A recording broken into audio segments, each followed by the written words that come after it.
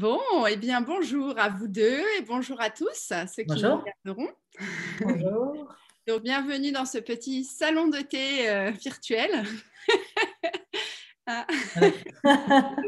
l'idée, c'était de pouvoir se retrouver toutes les trois pour échanger un petit peu sur notre pratique des huiles essentielles, comment on est habitué à les utiliser les unes les autres, soit chez soi pour nous-mêmes, soit dans notre pratique de thérapeute. Donc voilà, je vais commencer par me présenter moi et après je vais vous donner chacune votre tour la parole. D'accord. Donc moi c'est Amélie, moi je suis thérapeute holistique et j'accompagne des personnes depuis une vingtaine d'années maintenant. Comment je suis venue aux huiles essentielles? Eh bien, j'ai eu une connexion avec les plantes et le végétal depuis très longtemps. Enfant, je passais mon temps beaucoup en forêt, je m'allongeais dans l'herbe, je jouais avec les fleurs, enfin bref, j'ai toujours été très connectée au monde végétal. Et puis, j'ai passé toute mon enfance à être soignée par homéopathie, puisque ma mère me soignait de cette manière-là. Les huiles essentielles sont arrivées un petit peu plus tard, je dirais à l'adolescence. Donc, en fait, j'ai eu une espèce de transmission naturelle de ma mère qui, quand on avait tel ou tel truc, nous disait il faut prendre telle huile, il faut prendre tel remède homéopathique, etc. Donc, c'est venu un peu naturellement.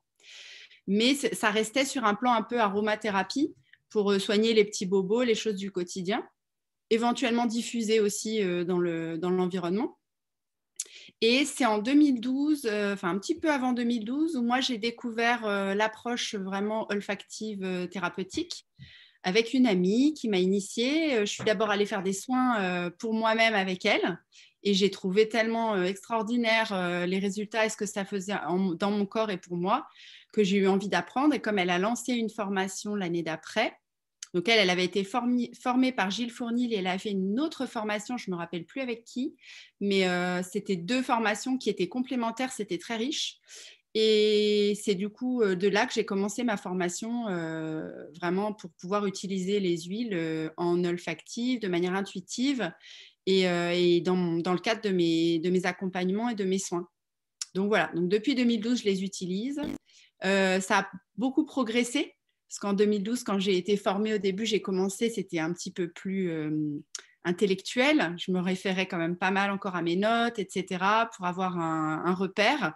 Et puis assez rapidement, à force de les expérimenter à côté pour moi, j'ai commencé à bien les connaître un peu toutes, un peu comme si j'étais vraiment rentrée en lien, en connexion avec la plante profonde, et qui fait qu'après, je la connaissais bien et du coup, quand il y avait besoin de quelque chose, cette plante revenait dans ma tête en me disant c'est ça qu'il faut pour tel ou tel symptôme ou pour telle ou telle personne, pour aider, etc. Et à l'heure d'aujourd'hui, je l'utilise exclusivement plus qu'en intuitif, en fait, parce que c'est tellement puissant et c'est tellement efficace que j'ai pas d'intérêt à revenir au côté un peu plus cadré et intellectuel.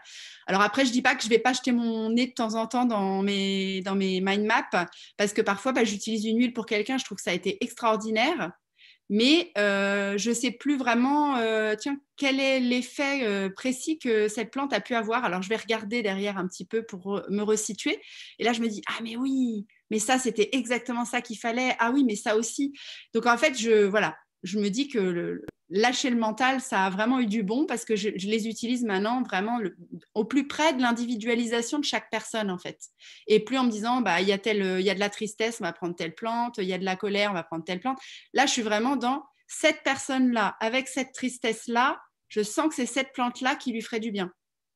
Donc, du coup, je trouve ça extraordinaire et je m'épanouis beaucoup dans cette pratique-là. Donc, ça, c'est les séances un peu, je dirais, purement olfactives. Mais après, je l'utilise aussi dans tout. C'est-à-dire que des fois, intuitivement, avant que la personne arrive, je vais mettre quelques gouttes, par exemple, de géranium autour du fauteuil. Elle va s'installer, elle va commencer à me raconter un peu son histoire, puis s'effondrer en larmes, et puis me dire oh, je suis désolée, d'habitude, je pleure pas comme ça, je sais pas ce qui m'arrive. Et moi, du coup, je lui dis vous êtes dans un endroit où il y a des plantes qui sont là autour de vous et qui sont là pour aider aussi l'émotion à circuler. Mais voilà, je vois bien qu'il y a des effets, c'est extraordinaire, quoi. C'est vraiment une aide précieuse.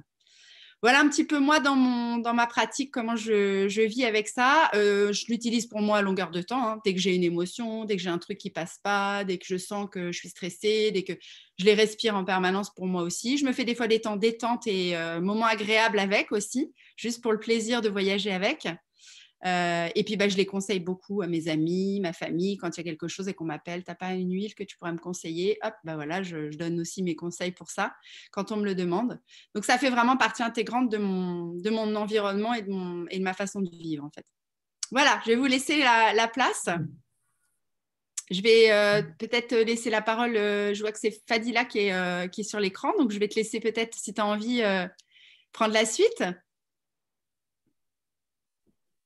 Oui, bien sûr, merci. Voilà, donc Fadila, je suis thérapeute. Alors, thérapeute, j'ai commencé les soins il y a maintenant 12 ans par une école de kinésithérapie. Je me suis lancée dans cette aventure de soins parce que j'ai toujours aimé masser. Et je me suis dit, pourquoi pas faire un métier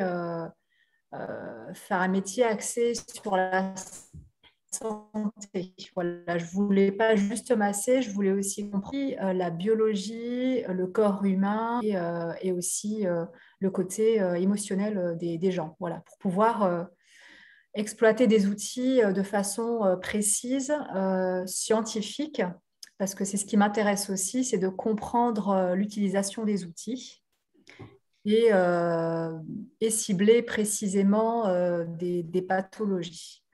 Donc ça, c'est le début de ma pratique. Et bien dans la pratique de kiné, effectivement, le point central, le motif de consultation, c'est souvent la douleur. Donc c'est ce qui m'a amené à utiliser les huiles essentielles, en fait. Donc c'est pareil en aromathérapie, on va dire scientifique et locale. Et j'ai commencé à faire des formations avec un pharmacien, Michel Faucon, qui faisait des formations sur Paris. Donc j'ai suivi 2 formations avec lui. Et déjà, pour moi, c'était logique de rentrer dans cette discipline parce que Michel Faucon, c'est quelqu'un qui est scientifique, mais c'est quelqu'un aussi qui est très sensible. C'est un monsieur qui est aussi qui cherche à comprendre comment vibrent les plantes et ce qu'elles peuvent faire aussi bien au niveau local qu'au niveau émotionnel. Et déjà, ça m'a donné quelques envies pour le futur, parce que je n'ai pas compris tout de suite que je pouvais travailler autrement qu'au niveau local avec les huiles essentielles, mais je savais que ça allait cheminer en moi. Et donc, les années sont passées. Donc, j'ai continué mes lectures. Voilà, j'ai toujours été intéressée à essayer de piocher des idées avec plein de praticiens différents. Et j'ai découvert Lydia Bosson, voilà, Lydia Bosson qui est une référence dans l'aromathérapie énergétique. Donc j'ai essayé voilà, de m'enrichir par ces lectures. Et voilà, il y a quelques temps, il n'y a pas si longtemps que ça, il y a, je dirais, 3 4 ans, j'ai commencé en fait à associer des odeurs entre elles, des odeurs, enfin les huiles essentielles entre elles pour essayer d'obtenir en fait une odeur qui me plaisait sans du tout connaître le message énergétique de chaque plante. Voilà, c'est quelque chose que je n'avais pas du tout. Je me suis jamais demandé si je pouvais vraiment les travailler toute seule. Je savais que ça existait, mais je me suis jamais demandé si je pouvais accompagner des gens avec. Donc j'ai commencé à associer des odeurs entre elles et je trouvais que c'était des odeurs qui étaient très sympas et voilà. Et ça aussi, c'est resté sur un côté de mes outils que je n'ai pas finalement exploité dans un autre domaine que dans mon milieu personnel ou pour des amis et tout ça. Et je suis tombée sur la formation d'Amélie, voilà. Et ça m'a interpellée parce que je me suis dit, tiens, c'est peut-être quelque chose qui peut mettre le pied dans la pratique du soin avec l'olfactif. Voilà. Et pendant la formation, j'ai appris, en fait, et j'avais jamais pris le temps, j'ai appris à prendre le temps avec les huiles. J'ai appris à prendre le flacon, à ouvrir et à sentir calmement les odeurs, ce que je ne faisais pas du tout. Donc ça, c'était vraiment une belle découverte, très, très sympa. Et sentir, en fait, voilà, il y a des odeurs qui sont qu'on aime ou qu'on n'aime pas, qui vibrent dans le haut du corps, dans le bas du corps, etc. Et ça, c'est quelque chose de nouveau. Et maintenant, c'est vrai que Je fais attention à ça. Quand j'achète une huile essentielle, j'essaie de sentir est-ce que cette huile, est-ce qu'elle vibre bien, est-ce que l'odeur me plaît, parce que il y a des menthes poivrées selon les producteurs qui ne sont pas du tout les mêmes au niveau des odeurs, en fait, hein, on ne s'en rend pas compte, mais ça aussi, dans le flacon, c'est sa qualité. Ah, Ah, on a perdu Fadila. Ah, mince. c'est la connexion qui bug. Bon, En sinon c'est direct. pas grave, on va enchaîner avec toi, puis on reprendra avec elle si elle revient. Qu'est-ce que t'en penses, Nathalie? Ben, je sais pas, tu veux que je... Bah, tu peux commencer un petit peu. Si elle revient, on On re-switchera coupe et à tu nouveau? termineras après. Parce que si ça dure un moment, au moins comme ça, pendant ce temps-là, bah, on continue d'échanger. D'accord. Alors, je suis Nathalie, je suis thérapeute psychocorporelle, je fais de l'art-thérapie. Et en fait, je fais plein de choses. Le thérapeute psychocorporel, c'est un joli nom pour dire que je m'occupe aussi bien du corps que de l'esprit, que de l'énergétique. Et voilà. Et je suis tombée alors, sur les huiles essentielles plus tard que toi. Moi, ça doit faire une dizaine ou une douzaine d'années où j'ai découvert ça. J'ai fait une formation en aromathérapie chez Cassiopée et je trouvais ça passionnant. Et puis, ben, de plus en plus, j'étais déjà pas très médicament. Et en fait, j'ai vraiment, je n'utilise que ça pour me soigner. Donc, vraiment en aromathérapie. J'ai petit à petit convaincu ma famille qui n'est pas branchée du tout. Donc, exceptionnel. Un de mes fils qui ne supporte pas les odeurs, bah, il s'amène des fois à utiliser, par exemple, tu vois, le titri pour nettoyer ou pour qui sait quoi. Donc, c'est épatant. Et puis, il y a vers 2015, quelque chose comme ça, j'ai une amie qui voulait créer une formation d'olfactothérapie. Et donc, nous étions deux ou trois à être là pour donner notre point de vue. Donc, on a démarré cette formation. Donc, ça a été vraiment une première découverte pour moi des huiles essentielles en olfacto et pas juste pour nous soigner ou pour nettoyer ou autre. Et j'ai trouvé ça fabuleux. Et puis, en fait, la formation s'est arrêtée. Enfin, ou elle a dû la reprendre après. Il y a eu qui sait quoi. Et, euh, et je suis tombée sur toi, voilà, qui faisait cette formation.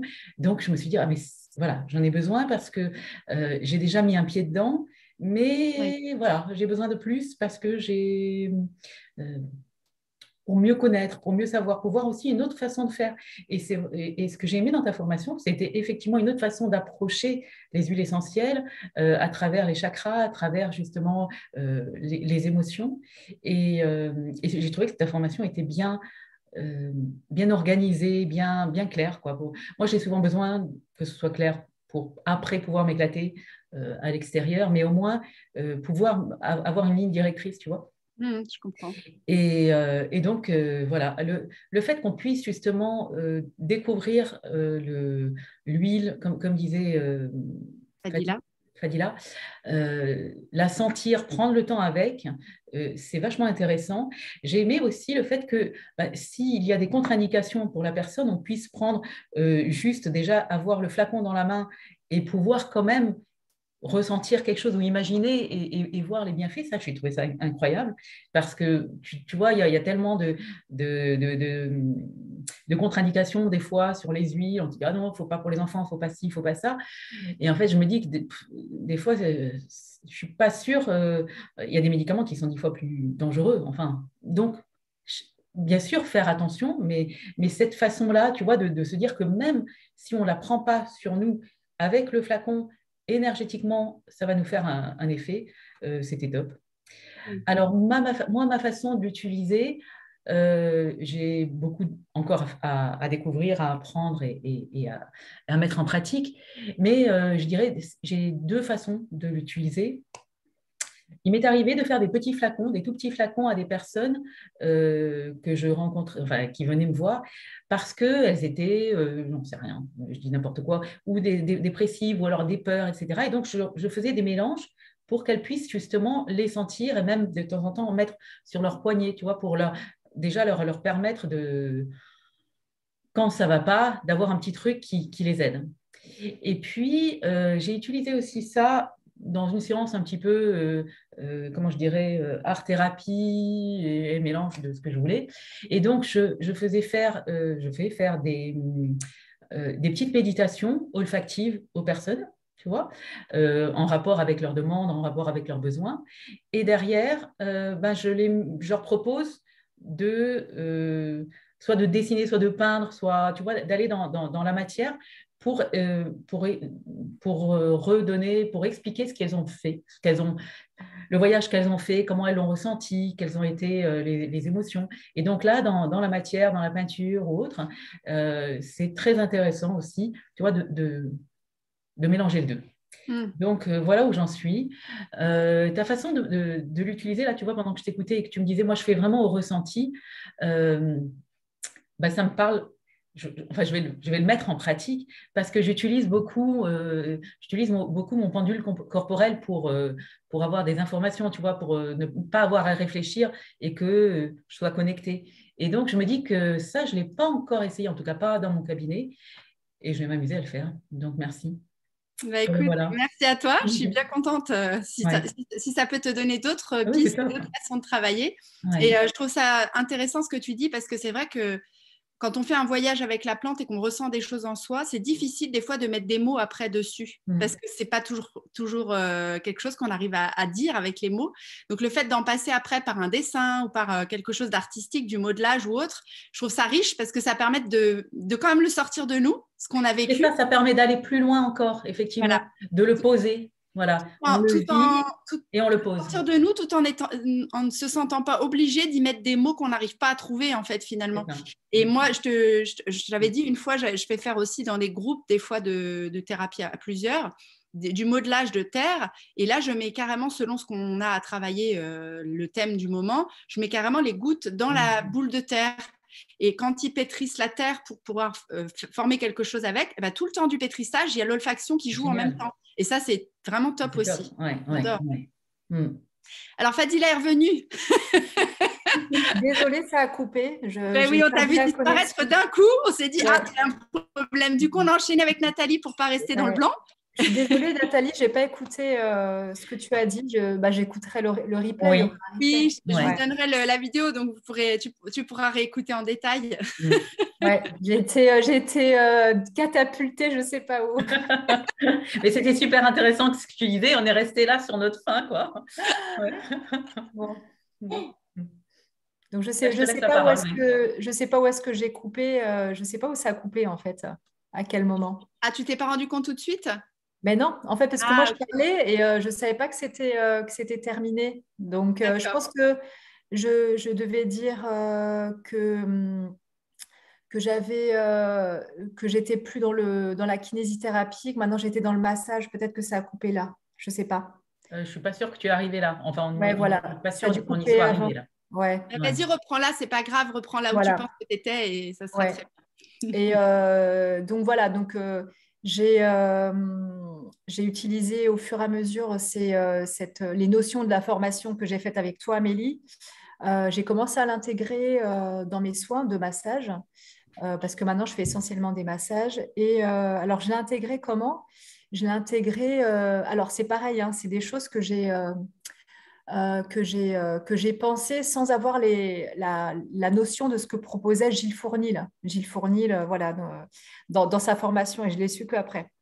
Alors, ce que j'ai essayé de travailler avec les gens, c'est voilà, avant le massage, de faire un entretien, d'essayer de comprendre le besoin du massage, pourquoi le massage, parce que même si la demande principale, c'est je veux me détendre, derrière, c'est pourquoi voulez-vous détendre. Donc, il y a plein de questions à poser, notamment les questions que tu nous as données qui sont très, très bien détaillées. Au final, j'arrive à travailler sur un soin complet parce qu'on rentre plus profondément sur le vécu de la personne, sur comment elle vit, son milieu familial, etc. Et c'est important pour décortiquer, voilà, pour vraiment s'imprégner des besoins du moment, en fait. Voilà.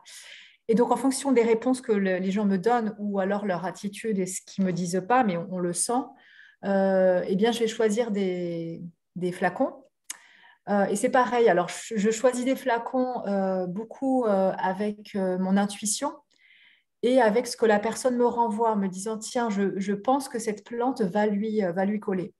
Donc, je travaille avec les flacons soit au niveau vibratoire, donc je peux poser le flacon à tel ou tel endroit au niveau du corps, soit je le travaille dans une synergie avec de l'huile, donc ça c'est l'aspect local. Et à la fin du massage, je prépare un tout petit flacon dans lequel je mets de l'alcool et je dilue en fait quelques gouttes d'une ou de plusieurs huiles essentielles. Et la personne repart avec ça et elle va sentir le flacon tous les jours. Quand elle ressent le besoin, en fait, elle va garder ça et je lui dis, voilà, vous allez savoir combien de fois vous devez l'utiliser et combien de temps. Voilà, donc ça, c'est le petit truc que J'ai j'ai. une question, pourquoi de l'alcool? Pourquoi tu le mélanges avec l'alcool? Mais l'alcool, si tu veux, ça permet d'avoir une base de dilution pour les huiles essentielles. Comme Ça c'est peut être quelque l'huile ou chose... l'alcool, quoi. Ouais. Ouais, voilà. Parce que Comme, moi, je mets plutôt une huile végétale avec, tu vois, plutôt que... ouais.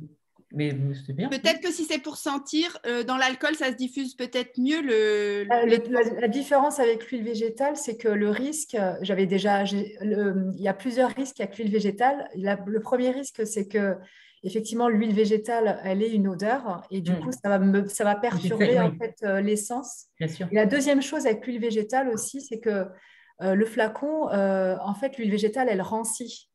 Et elle peut rancir en fait. Et du coup, ça te donne une deuxième odeur qui n'est pas forcément bonne et puis ça se garde moins longtemps du coup. Oui, mais j'aurais pensé que enfin, c'est hyper intéressant justement. J'aurais pensé que l'alcool pouvait donner aussi une odeur ou esquinter, j'en sais rien. Bah, très peu en fait. Si tu prends neutre. un alcool neutre, un alcool qui est pas, c'est pas un alcool à 90. D'accord. C'est un alcool. Moi, j'ai trouvé un alcool de blé biologique, etc. Donc, il est déjà un peu plus Évoluer. évolué, mais ouais, mais enfin, je veux dire, Tu me donneras le nom parce que ça m'intéresse justement, je trouve ça top, oui. ben, c'est comme les huiles essentielles. Après, s'il y a de la qualité, du coup, c'est voilà. Mm. Et, donc voilà, donc ça, c'est le petit plus pour le soin. Et donc, l'année prochaine, je commence la formation d'olfactothérapeute avec Gilles Fournil. Voilà. Wow. Parce que j'aimerais avoir... je pense que c'est une formation très, très riche où il y a plein d'informations sur des protocoles, essayer de comprendre comment faire une séance vraiment olfactive à 100%. Et c'est ce que j'aimerais faire maintenant, c'est vraiment de connaître vraiment cette méthode. Et après, comme toutes les méthodes qu'on apprend, hein, après on l'adapte à notre sauce, mais j'aime bien avoir déjà la base et voilà, connaître quelque chose, savoir comment lui, il ressent cet outil, comment, voilà, c'est... Tu vas avoir une autre approche et c'est complémentaire et c'est super intéressant. C'est comme ce que disait Nathalie tout à l'heure, le fait d'aller faire quand on peut aller découvrir des formations avec différentes personnes, on a des approches complémentaires. Moi, j'en ai fait 2 différentes et c'est vrai qu'il y en avait une où c'était plus des toutes petites olfactions, on découvrait plein de plantes et on découvrait les molécules chimiques, Et la deuxième que j'ai fait, c'était où on prenait beaucoup plus notre temps et on faisait des olfactions très longues. Et j'ai trouvé que c'était hyper complémentaire. Ça m'a vachement plu de faire ça. Donc, c'est super. Si tu as envie d'aller plonger de plus en plus dans l'olfactothérapie, effectivement, c'est hyper intéressant si tu peux faire ça.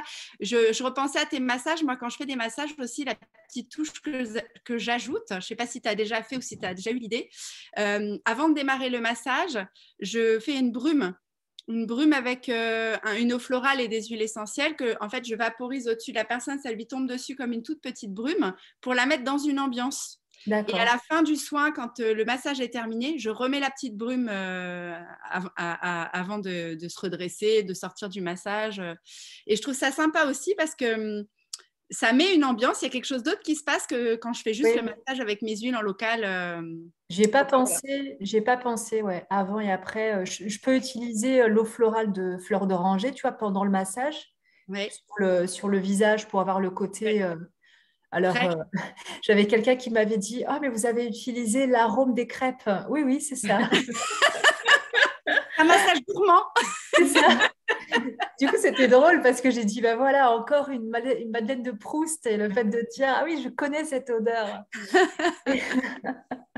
Donc oui, mais j'ai pas pensé à faire un espèce de cocon magique avec ces odeurs. C'est une bonne idée, ouais. Ouais. Bah, moi, disons, comme je fais des massages, mes massages jusqu'ici, c'était centré vraiment très ayurvédique. Donc, je mettais, tu vois, une huile essentielle de jasmin, de la fleur d'oranger, de la rose, enfin quelque chose qui faisait que les gens, ils avaient l'impression d'être déjà en Inde avant que je commence à les toucher, tu vois. Je trouvais ça sympa, ce voyage olfactif dès le départ. Ça posait une ambiance quelque part. Et puis après, il y a l'effet de la plante parce que jasmin, on est dans le cœur. Oranger, on est dans la relaxation, la détente. Donc, du coup, bah, voilà, tu as aussi l'effet qu'il va y avoir pendant le massage. Donc, c'est intéressant. J'aime bien l'idée, quoi. Oui. Et moi, ça me plaît votre idée. Enfin, ça me donne encore des. C'est super parce que ça fait boule de neige là, ça travaille à fond. Parce que je travaille en intégration des réflexes primitifs et des fois j'ai des sortes de remodelage ou de pratiques où je vais toucher les personnes pour les mettre plus dans la sécurité, pour leur apporter de la sécurité, de la détente, etc. Et du coup, maintenant, j'utiliserai votre truc. Parce qu'effectivement, c'est un plus, puisqu'il y a un but déjà dans ce que je propose, mais ça permet d'aller plus loin, effectivement, avec les huiles essentielles, ou peut-être comme de laisser une trace, tu vois, de marquer je ne trouve pas le mot, mais de marquer le truc, de mettre un ancrage. Et ça, c'est pas mal du tout. Hein. Ouais. Et même plus qu'un ancrage, souvent ces odeurs-là, moi j'ai toujours cette impression que c'est comme s'il y avait un accompagnant. C'est vraiment un truc qu'on a avec nous et qu'on porte en fait. C'est quelque chose. Oui, ça peut faire un peu doudou, quoi. Enfin, doudou. C'est hyper puissant. Pour moi, c'est un deuxième thérapeute, la plante, qui coopère avec nous à travers le soin, quoi. C'est ça. Et quand dans le masterclass que j'ai donné par rapport à ça, ce que j'expliquais, c'est que entre deux séances, en plus, les personnes repartent un peu avec un thérapeute parce que je leur donne des petits baumes ou des petits flacons et ils continuent entre deux séances. Donc, du coup, ils se sentent soutenus, accompagnés par quelque chose. Ils ne se sentent pas dans le vide en sortant de la séance. Et ça, je trouve ça vraiment top, quoi. C'est vraiment c'est le petit truc en plus. Et pour moi, le rôle du thérapeute, c'est vraiment uniquement d'être là, entre guillemets, pour faire le lien entre cette plante et la personne qui vient et qui, elle, peut-être n'a pas de connaissances par rapport aux plantes. Et du coup, on va guider, on va transmettre, on va faire le lien, faire les informations entre l'une et l'autre. Mais la plante, pour moi, c'est un thérapeute à part entière qui est là et qui nous accompagne dans le soin, quoi. Je trouve ça une chance. Complètement, ouais. Bon, bah écoutez, je ne sais pas si vous aviez quelque chose à rajouter l'une ou l'autre, sinon on va se quitter, mais ça me fait plaisir d'avoir de vos nouvelles et de savoir ce que vous faites, comment les choses ont évolué pour vous depuis quelques mois. C'était intéressant, j'étais contente. C'était super intéressant d'avoir ces retours, justement, et pour que ça puisse me donner de nouvelles idées. Moi, je trouve ça top. Voilà, bah oui, c'est ça, les échanges de pratiques, c'est surtout ça aussi l'intérêt, quoi. C'est vrai qu'on échange des petits messages de temps en temps sur le groupe, mais en oral et en prenant le temps de discuter, c'est encore autre chose. Oui, c'est autre chose, oui. Oui, tout à fait. Merci, c'est super. Merci à toutes les deux, c'était un bon moment. Merci beaucoup. Je vous laisse finir votre thé tranquillement. Et puis, je vous dis à bientôt. Merci Amélie, merci Nathalie, à bientôt. Au revoir.